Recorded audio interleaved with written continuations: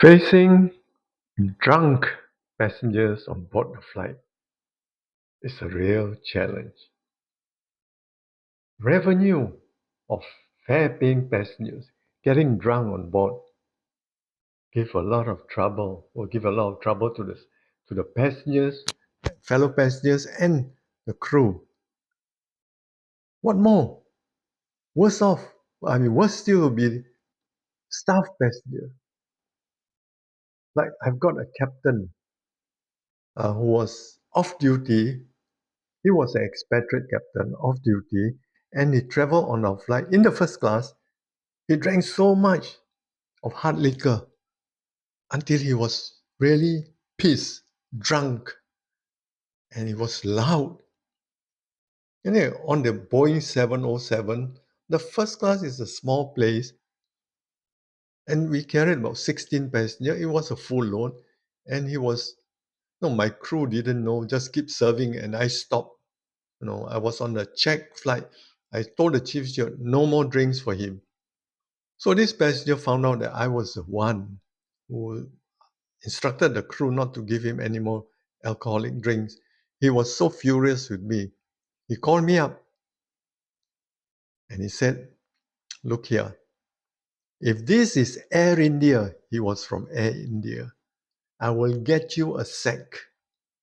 I said, well, go ahead. So I told my crew, no more drinks for him.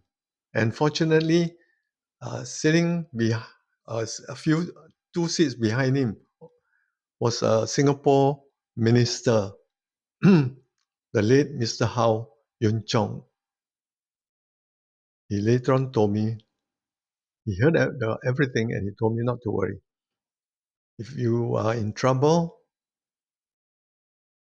I will be your witness, right? You did the right thing because that passenger was drunk.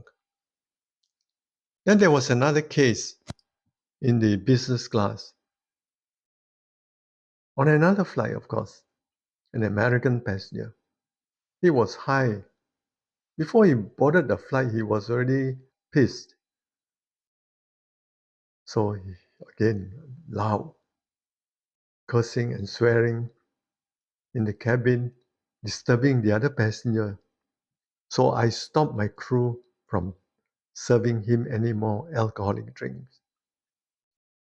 He was so furious with me. He called me up. He almost punched me. He told me, I'll get you killed one of these days in Singapore. The other fellow passengers around him were so mad with him. And they stood up in defense of me and told the guy to shut up. Wow. Straight away, our friend got so scared because I have about 3 or 4 Ang Mo passenger also, Australian passenger, because the flight was going to Perth, stood up and then wanted to bash him up.